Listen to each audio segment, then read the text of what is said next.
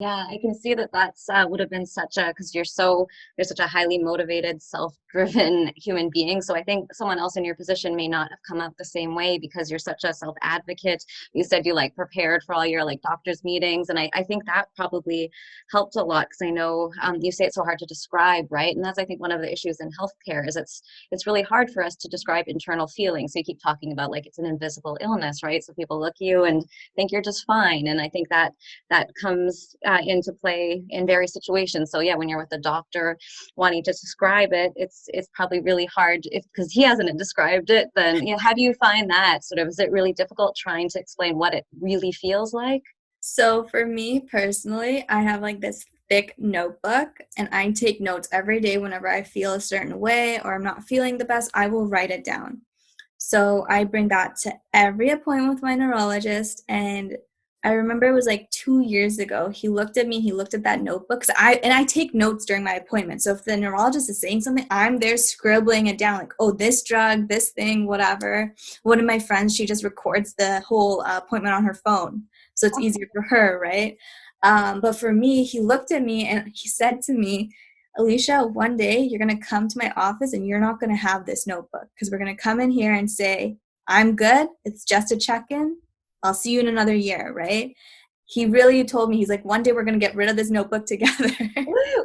So I'm really looking forward and hoping for that day. But in terms of just describing what I'm going through, I have one of the top neurologists in BC for MS. So he's very aware of like what this illness is, what it's like and stuff.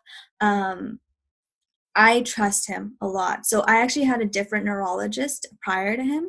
And I found with her, we weren't clicking. We weren't seeing eye to eye. We started with this one drug that was in the middle of like the different drugs I could do. And then she actually wanted me to try something like lower. And I'm like, you're telling me my MS is worse. Like, why would I go down a drug instead of like on a higher drug? So I actually asked her for a second opinion. And then she sent me to him. And me and him clicked. We're doing the best that we can with everything that I have going on, and with COVID happening and stuff, it was hard this year because I haven't actually seen him in a year. So he does his best. We do video chats now for my appointments until I can actually go see him in person. But with him, I think that he knows that I never wanted to give up, even though like I do struggle. It is hard. I'm not saying this was easy at all these past 5 years, and I know this next while is not going to be easy, but he and I have been able to really trust each other. So a lot of people, when they get diagnosed with a chronic illness, it is difficult. You want to be able to click with your neurologist. I think I've been so blessed and so grateful to have a neurologist that's willing to consistently work with me and try different things and really listen, because I feel like sometimes, and I've heard stories from people, neurologists don't listen or doctors don't listen. So yeah, with my neurologist, it's been pretty good.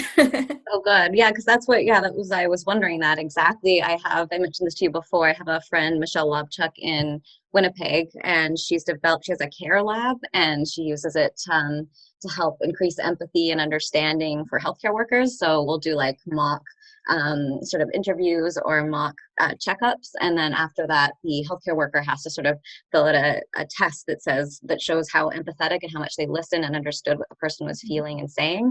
And now is working on like an empathy app. So I was just wondering if you think that would be something that would be useful specifically for people suffering from MS. Like, do you feel like it's something that takes a long time to get diagnosed because the symptoms kind of come on slowly, or is it different for everyone? I think it's different for everyone. I think that depending on your own doctors and stuff, if they're noticing the symptoms and everything, for me personally, what I've seen over the past year is that people are starting to really understand their body and listen to their body. And when something's wrong, I've noticed that a lot more people are now telling their doctors, like, hey, this is what's going on with me. We got to solve this like sooner than later.